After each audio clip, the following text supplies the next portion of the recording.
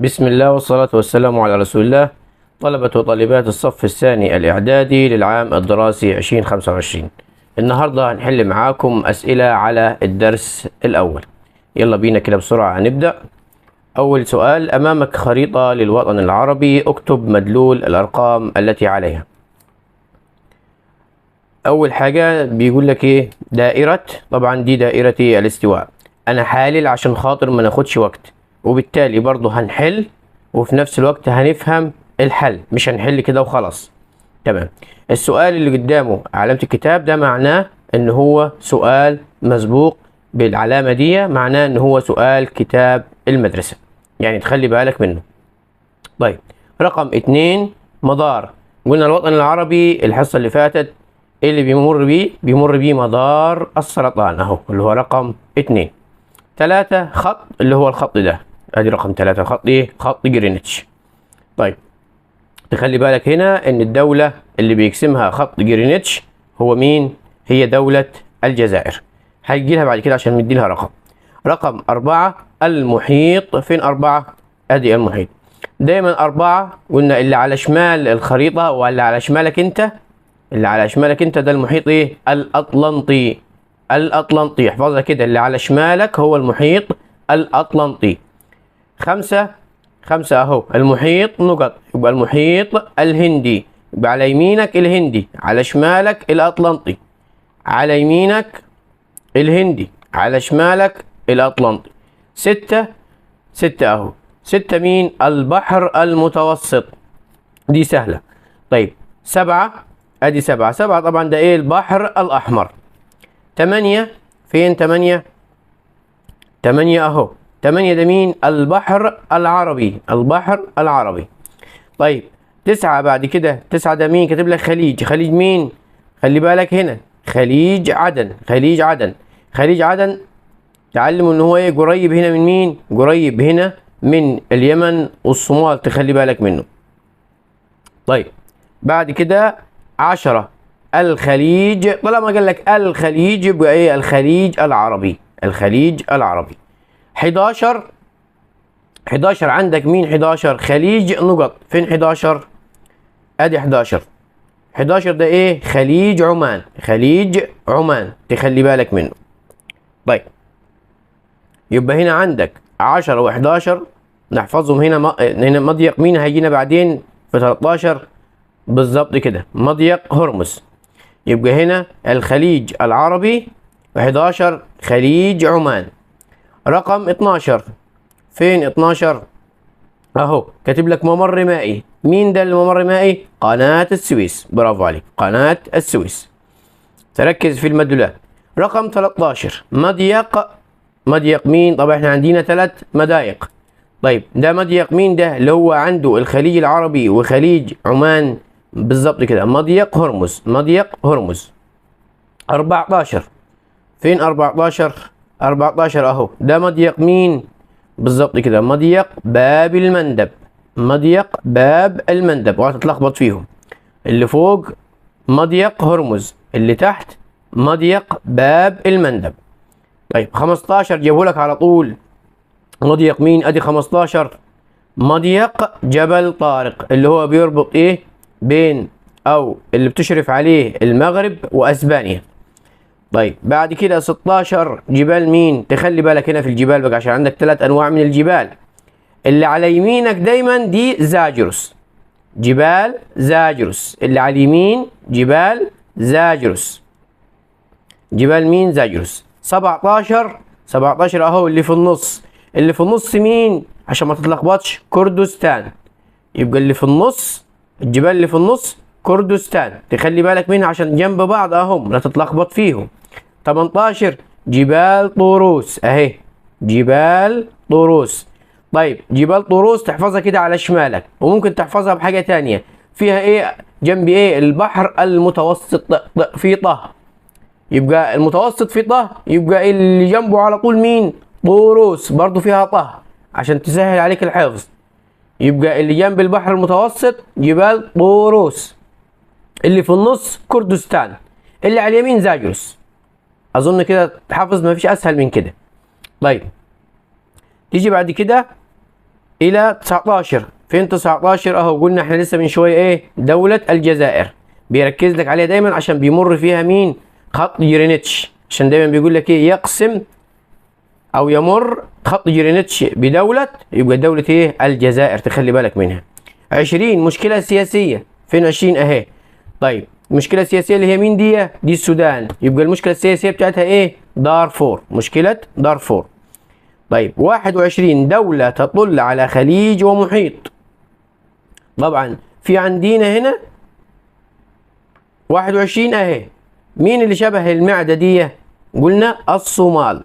طيب خليج ومحيط، تخلي بالك من خليج ومحيط. المحيط قلنا مين اللي على اليمين؟ المحيط بالظبط كده، المحيط الهندي، المحيط ايه؟ الهندي. طب والخليج لسه قايلين اهو، خليج عدن، خليج ايه؟ عدن. يبقى هنا دولة الصومال. في مين تاني زي الصومال عشان ربما بس كمعلومة تعرفها، ولسه قلناها الحصة اللي فاتت؟ عندك المغرب. عندك مين؟ المغرب. بس المغرب ممكن يقول لك ايه؟ بتطل على محيط وبحر، محيط وايه؟ وبحر، او محيط ومضيق. يبقى هي مين؟ المغرب. هتبقى معروفة معاك على الخريطة. طيب نيجي لرقم 2. أمامك خرائط للمضايق في الوطن العربي، اكتب مدلول الأرقام التي عليه. طبعا احنا قلنا ال3 مضايق هنحفظهم، وهنحفظ ايه الدول اللي بتشرف عليهم، وايه الخلجان اللي بينها وبين بعض. طيب هنا يا سيدي بيقول لك مضيق هرمز اهو على الخريطة فوق، مضيق هرمز رقم 1. ادي رقم 1. تخلي بالك مضيق هرمز بيربط بين خليجين، او واصل بين خليجين. قلنا خليج عمان والخليج العربي. يبقى اول حاجه خليج عمان. بص كده لو بصينا على الخريطه، ادي معانا ايه؟ الخريطه. خليجين تخلي بالك منهم، خليج عمان والخليج العربي.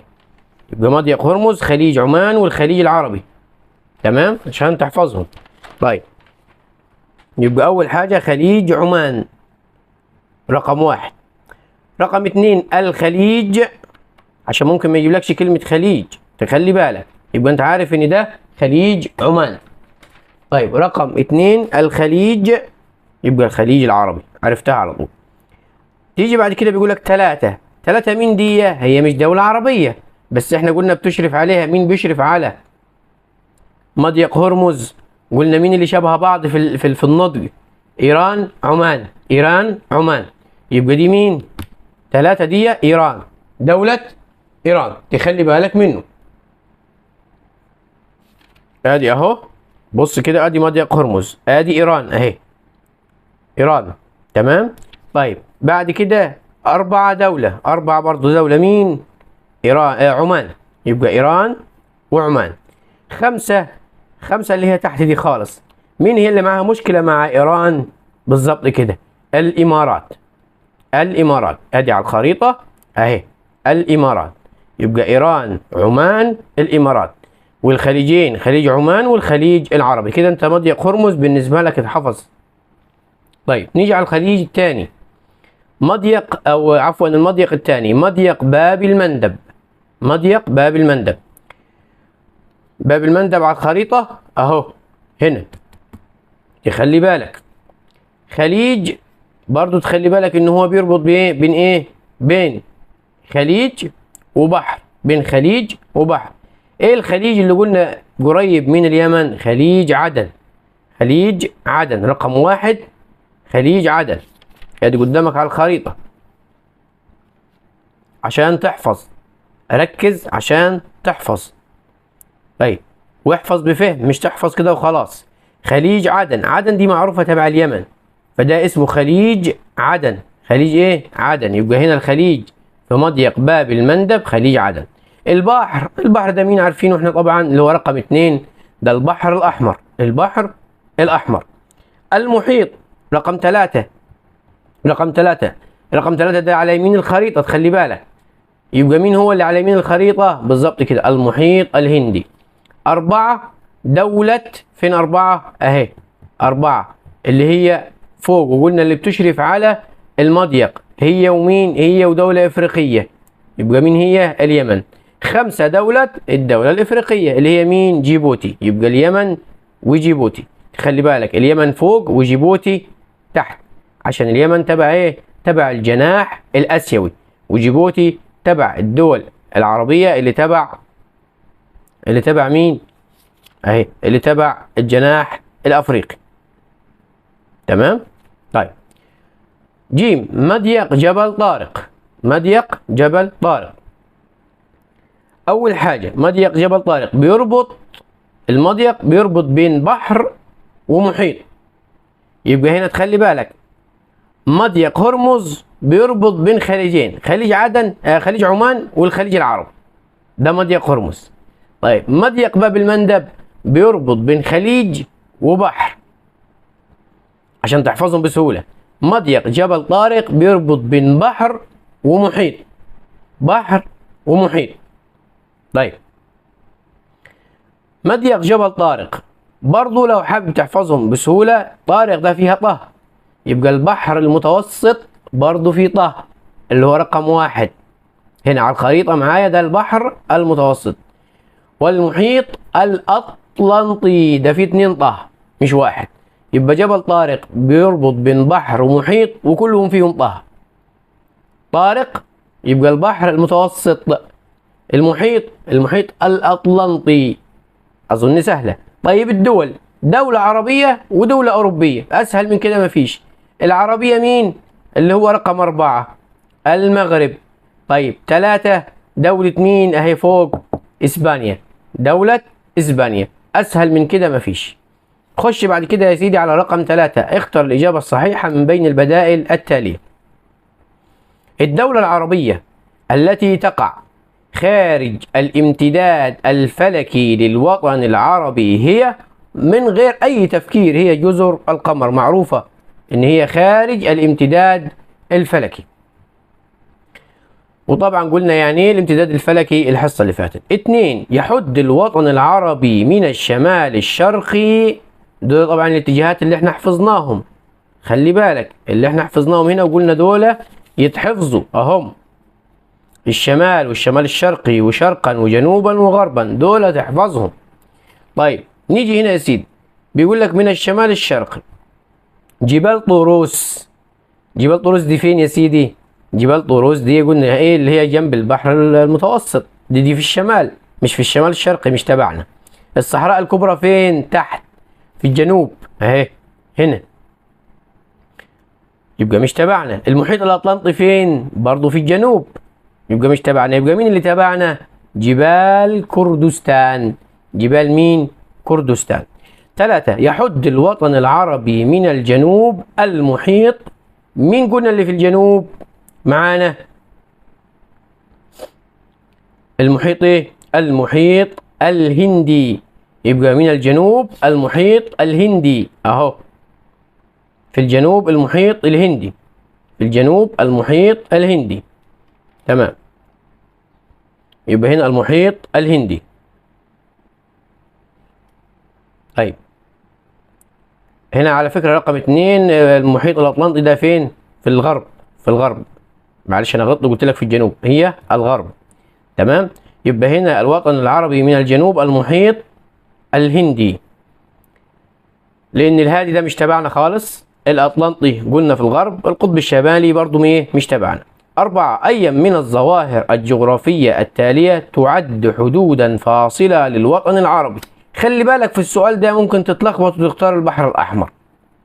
هقول لك لا يا سيدي، البحر الأحمر بيفصل خلي بالك من الكلمة، بيفصل بين دول الوطن العربي، أو بيفصل بين حدين الوطن العربي بينهم، لكن مش بيعد حدود فاصلة للوطن العربي. يعني ايه فاصل للوطن العربي؟ يعني بيفصل الوطن العربي عن الدول التانية، فلذلك يعد حدود فاصلة للوطن العربي، مش بين. تخلي بالك في الكلمة عشان تتلخبط وتختار البحر الأحمر، غلط. الإجابة الصحيحة هي مين؟ هي جبال زاجرس.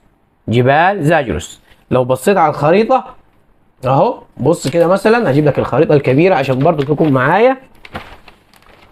ادي جبال زاجرس اهي، شوف كده هنا جبال زاجرس بعدها ايه؟ مفيش دول عربية، يبقى هي حدود. حدود ايه؟ حدود فاصلة للوطن العربي، بتفصل الوطن العربي عن الدول التانية. يبقى بالتالي الاختيار الصح والصواب هو جبال زاجرس. يبقى الاختيار مين؟ جبال زاجرس. رقم 5. أي من الدول الآتية تقع في الجناح العربي الأفريقي؟ ده سؤال سهل مفهوش أي مشكلة. سوريا مش تبعنا، البحرين مش تبعنا، الإمارات مش تبعنا، اللي تبعنا هي مين؟ جيبوتي. 6.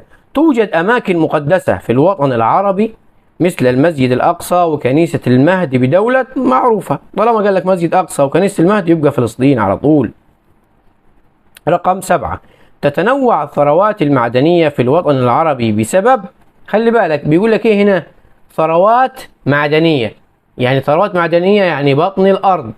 طيب بطن الأرض تنوع مناخي؟ لا ده مش تبعنا. تنوع نباتي؟ برضه لا، ده معدن، احنا بنتكلم على معدن في بطن الأرض. موقع فلكي؟ برضه لا. يبقى مين اللي يمشي معانا؟ التكوينات الجيولوجية، اللي هي التكوينات الخاصة بالتضاريس وبالصخور وغيره. مين اللي هي مع الصخور والتضاريس في بطن الأرض؟ اللي هي التكوينات الجيولوجية. يبقى الثروات المعدنية على طول تكوينات جيولوجية، ما تتلخبطش فيهم، سهلة جدا. رقم 8. يصل مضيق جبل طارق بين البحر المتوسط لسه كنا بنقول البحر المتوسط، مين ومين معايا؟ مضيق جبل طارق بين البحر المتوسط والمحيط المحيط الأطلنطي، عشان قلنا فيهم 2 طه اهي. ادي معانا على الخريطة عشان تبقى واضحة معانا.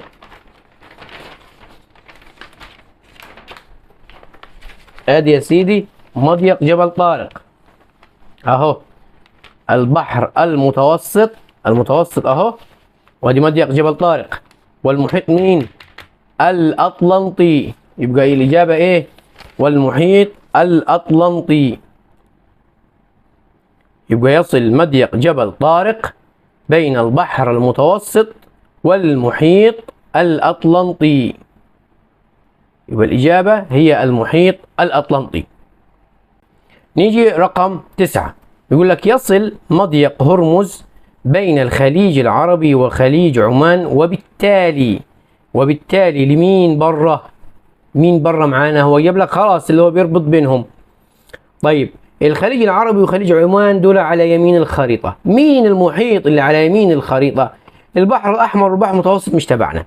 المحيط الأطلنطي ده قلنا على الشمال. يبقى مين معانا؟ المحيط الهندي. المحيط الهندي. 10. يقع مضيق هرمز تحت إشراف دولتي. قلنا هرمز اللي هو فوق، مين معانا اللي قلنا شبه بعض؟ بالظبط كده، عمان وإيران. عمان وإيران، تخلي بالك بص اهو، ادي مضيق هرمز، قلنا عمان وإيران، عمان وإيه؟ وإيران، شبه بعض في النطق. طيب 11. تعد من الدول العربية التي تشرف على مضيق باب المندب دولة. طيب باب المندب، المغرب ومصر مش تبعنا خالص، دول بعاد.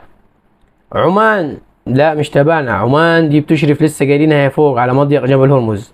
يبقى هنا مين معانا؟ جيبوتي. الاختيار هو جيبوتي. 12. تعد من أهم المشكلات السياسية والتي توجد في الجناح العربي الآسيوي. مشكلة، تخلي بالك، الآسيوي. سبتة ومليلة تبع المغرب، ده في الجناح العربي الأفريقي. دارفور نفس القصة، جنوب السودان نفس القصة. مين اللي تبع آسيا بقى؟ بالظبط كده، فلسطين. 13. أي من الدول العربية التالية تقع بأكملها في المحيط الهندي؟ خلي بالك أنا طالما قال لك تقع بأكملها في المحيط يبقى مين؟ بالظبط كده، جزر القمر. جزر القمر. 14. أي من الدول العربية التالية تمتلك سواحل تطل على المحيط الهندي؟ المحيط الهندي في اليمين ولا الشمال؟ لا على يمينك. موريتانيا دي في الشمال. جيبوتي لا دي تحت. الصومال الامارات. الامارات دي ايه؟ لا تطل على المحيط الهندي. مين اللي لسه قايلين من شويه بتطل على محيط وخليج؟ بالظبط كده، الصومال. الصومال. انا بحب دايما افرجك عشان خاطر تبقى مركز معايا. ادي الصومال اهي. شوف المحيط الهندي فين اهو. ادي خليج عدن وادي المحيط. يبقى مين اللي هي اللي معانا؟ الصومال. تمام. يمر خط جرينتش بدولة لسه قايلينها في أول حلقة أهي. مين؟ الجزائر. على طول جرينتش جزائر، التنين فيهم جيم. احفظ معايا بمعلمة بس، التنين فيهم جيم. جرينتش الجزائر، وش على طول كده. طيب 16. أي من الدول العربية التالية تقع بأكملها جنوب مدار السرطان؟ مدار السرطان تحت.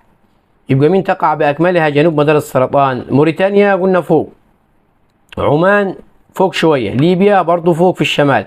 مين اللي تحت الخريطة؟ بالظبط كده، السودان. أوريها لك على الخريطة علشان تحفظها أهي.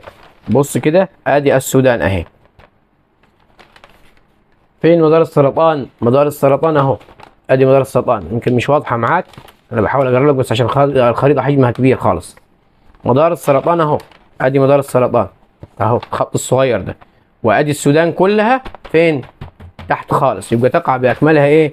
جنوب مدار السرطان. يبقى مين هي؟ السودان. طيب، اي من الدول العربية التالية تمر بها دائرة الاستواء؟ دائرة الاستواء. طيب نشوف كده الخريطة الصغيرة بدل ما احنا بنجيب الكبيرة وبتتعبنا. ادي دائرة الاستواء. دائرة مين؟ الاستواء. مين اللي بتمر بيها؟ من آخر حاجة معاك تحت، تحفظها كده في الدول العربية من تحت. آخر حاجة معاك تحت مين؟ الصومال. تخلي بالك، هي دايما هي اللي في الجنوب تحت خالص، فهي اللي بيمر بيها مين؟ دائرة الاستواء. يبقى الاختيار هنا الصومال. طيب 18. يعتبر الخليج العربي المنفذ البحري الوحيد لدولة السعودية والأردن والعراق ولا عمان؟ طيب تعال نفهم السؤال ده. بيقول لك هنا الخليج العربي المنفذ البحري الوحيد لدولة نقط. هي الإجابة العراق. الإجابة العراق. الإجابة مين؟ العراق. طب ليه العراق؟ بص كده يا سيدي، المنفذ البحري الوحيد يعني المكان الوحيد في الدولة دي اللي بيطل، أو منفذها الوحيد بيطل على بحر أو خليج. هي مين؟ هي العراق. هي العراق. يبقى المنفذ البحري الوحيد، المكان الوحيد اللي فيه بحر عندها اللي هو الخليج العربي، العراق. طب ليه العراق؟ هو هنا بيقول لك السعودية. السعودية في عندها، هذه في الخريطة، السعودية عندها البحر الأحمر. تمام؟ عندها مين؟ البحر الأحمر. طيب في اختيار تاني بيقول لك إيه؟ الأردن. فين الأردن؟ الأردن أهي. الأردن منفذ بحري الوحيد فيها من مين؟ البحر الأحمر، بعيد خالص. البحر الأحمر بعيد عن الخليج العربي. طيب بعد كده عمان. عمان ادي عمان ده الدنيا ما شاء الله، عندها خليج عمان وعندها البحر العربي، بعيد خالص عن الخليج العربي. لكن العراق هي الوحيدة، المنفذ الوحيد بيها مين؟ ليها هو الخليج العربي اهو. ما في، بص حتة صغيرة خالص هي ايه هنا، واخدة من الخليج العربي، يعني حتى مش مطل عليه كله، لا ده ما فيش. بص اي بحار حواليها فيش عندها غير النهرين، نهر دجلة والفرات. لكن المنفذ البحري هو الخليج العربي. فهمت ليه اخترنا العراق؟ طيب 19. يقع الوطن العربي بالكامل في شرق المحيط. يقع الوطن العربي بالكامل يعني كله في شرق المحيط. طيب شرق المحيط على الخريطة الصغيرة هنا في شرق المحيط، يعني يبقى المحيط مين الشرق بتاعه؟ اوعى تقول لي الهندي، لا ازعل منك. المحيط الاطلنطي. ادي المحيط الاطلنطي، ادي الشمال بتاعه وادي الغرب وادي الجنوب وادي الشرق. يبقى الوطن العربي بيقع على شرقه كله. مين هو؟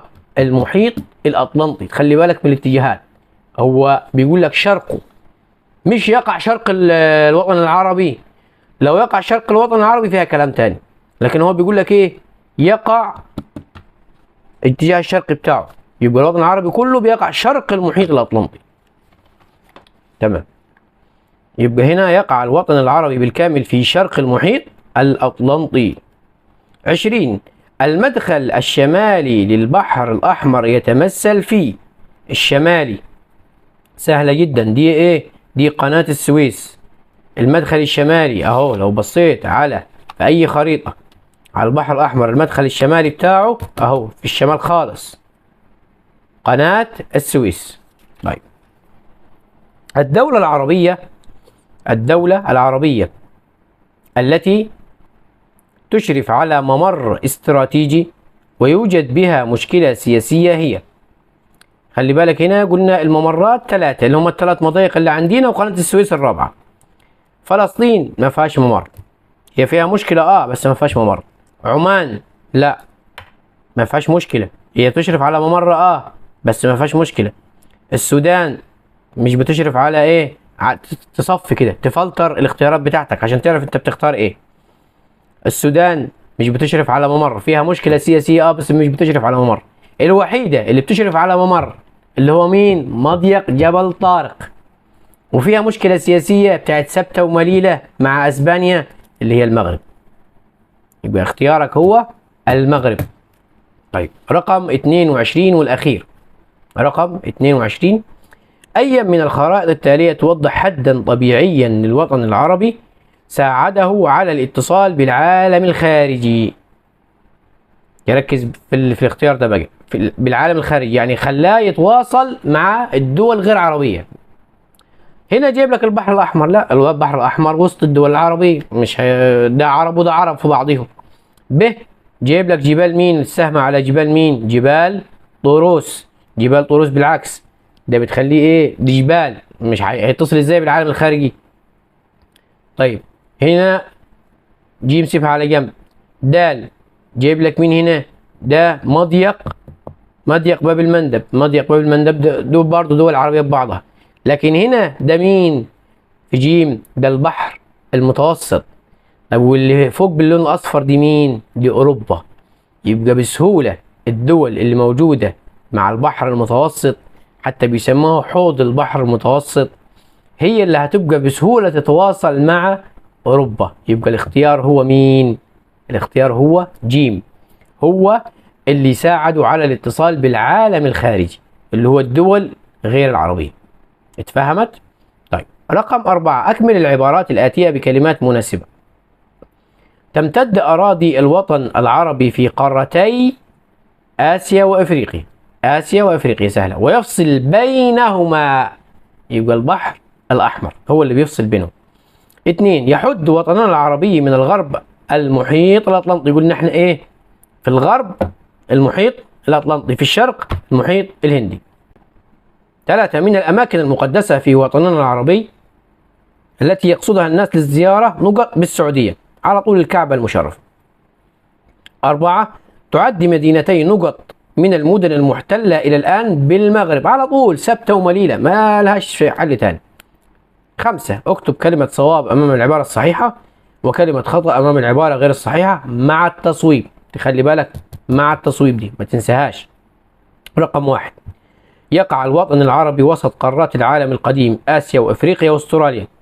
غلط، الإجابة غلط. الإجابة الصواب إيه؟ آسيا وأفريقيا وأوروبا. رقم 2. تمتلك كل الدول العربية سواحل تطل على البحار والمحيطات. صح، كل الدول العربية بتطل على بحار أو محيطات. خلي بالك لو الإجابة هنا ومحيطات يبقى غلط، لأن مش كل الدول العربية بتطل على محيطات، لكن هنا قال لك إيه؟ أو محيطات. تخلي بالك في التلاعب بالكلام. 3. تقع دولة جزر القمر في المحيط الهندي شمال دائرة الاستواء. غلط، أما ليه الصح يا عمي؟ جنوب دائرة الاستواء، يبقى بدل شمال جنوب. 4. يحد الوطن العربي من الشمال البحر الأحمر وجبال طوروس. غلط يا عمي، أما ليه الصح؟ قلنا 2 فيهم طه، جبال طوروس جنبها على طول البحر المتوسط. يبقى الإجابة الصحيحة هنا البحر المتوسط. 5. يحد الوطن العربي جبال كردستان وجبال زاجرس من الشمال الشرقي. صح، اللي قلنا جنب بعض، كردستان في النص وجبال زاجرس معاها ايه في الشمال الشرقي. طيب 6. تبلغ مساحة الوطن العربي نحو 13 مليون كيلو متر مربع. صح. يبلغ عدد دول الوطن العربي بالجناح الآسيوي 10 دول وبالجناح الأفريقي 12 دولة. لا غلط، هي العكس. يا إما هنا هتقول له إيه، الجناح الآسيوي 12 دولة، ده تصحيح، والجناح الأفريقي 10 دول. هنا تحفظها بإن دول الجناح الأفريقي أهي هنا عشان تبقى شايفها مساحتها كبيرة بس عددها أقل، 10 دول. الجناح الآسيوي عددها 12 أكتر بس مساحتها إيه أقل. تحفظها كده، تمام. يبقى هنا الصواب إيه بقى، 12 دولة وبالجناح الأفريقي 10 دول. 8. قامت على أرض الوطن العربي العديد من الحضارات منها الحضارة المصرية القديمة وحضارة بلاد العراق. صح. 9. يصل وطننا العربي على وطننا العربي على 3 أذرع مائية مهمة. صح. 10. تشرف دولتي المغرب وإسبانيا على مضيق جبل طارق. صح. 11. تشرف اليمن كدولة عربية على مضيق هرمز. دي غلط. تشرف اليمن كدولة عربية على مضيق، تشيل هرمز وتحط باب المندب على طول، تشيل هرمز وتحط باب المندب عشان ما يحصلش معاك أي لخبطة. سيب اليمن ثابتة زي ما هي، هتخليها إيه باب المندب. طيب رقم 12. تصل قناة السويس بين البحر الأحمر والبحر المتوسط. صح. 13. تعد مشكلة جنوب السودان إحدى المشكلات السياسية في الجناح العربي الأفريقي. صح.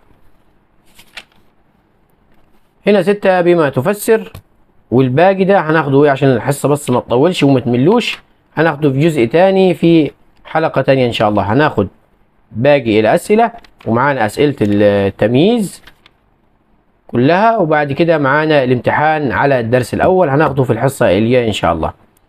يا ريت لو استفدتوا بالفيديو نتمنى تدعمونا باللايك والاشتراك، ونشوفكم في الفيديو الجديد ان شاء الله. ولو في عندك اي سؤال اكتبه لي في التعليقات من تحت وانا هجاوبك عليه ان شاء الله.